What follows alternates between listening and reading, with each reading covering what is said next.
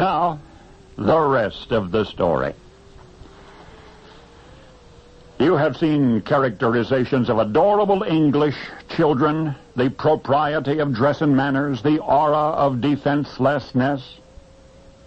It was little Al at the age of 5, right down to the blush on his cheeks and the shine on his tiny shoes.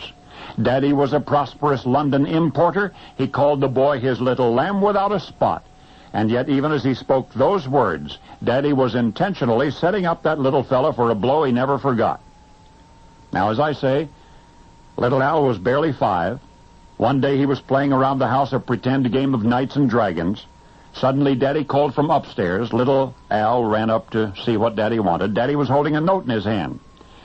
It was a note in a sealed envelope. Little Al knew where the police station was, did he not? The boy was to take that note down the street to the police station, hand it to the police chief, and wait for a reply. Well, sensing the importance of the message, little Al eagerly accepted the errand, and by the time he reached the police station, he was out of breath, but still beaming with pride over this new responsibility. "I'm to wait for an answer," said little Al, thrusting Daddy's message into the police captain's hand. Reading the note, the police captain grinned at first, and then appeared bewildered, and then grinned again and said, "Come with me." Little Al followed him through a door, down a long hallway, through another door, until he and the policeman were standing in the open entrance of a vacant, cold, somber jail cell. Before little Al knew what was happening or why, he was inside. And the iron-barred cell door was clanking shut behind him. He could hear the police captain's voice trailing away, as the police captain said, "This is what we do to naughty boys." And then all was silent. There was no one to hear little Al's frightened cries for probably only about 10 minutes, but it seemed an eternity. And then the captain returned and released the boy without any explanation. Little Al ran as fast as he could.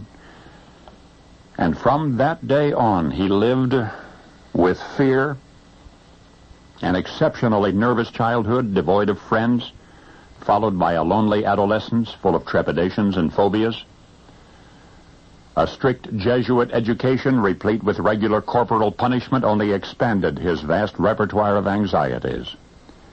He would approach young manhood with a permanent case of the jitters, with a lump in his throat and a knot in his stomach and a sense of unwarranted suspense. He was afraid of high places. He was afraid of what might be lurking around the next corner. Most of all, and for the most obvious reason of all, he was terrified. All his life, he was terrified of policemen. Well, little Al became a man, and he never knew, and I don't now know, and nobody has ever explained, nor ever will, why his father would have that tiny son jailed. What, if anything, a little boy might have done to deserve such a fright at the age of 5. And yet, living in fear, one day Al would learn to express fear in a singular manner which would chill all of us. For those 10 terror-filled minutes in a London jail inspired a redefinition of theatrical suspense. For you see, that little boy became the motion picture director since described as the master of mystery, the author of the involuntary scream. Little Al became Alfred Hitchcock. And now you know the rest of the story.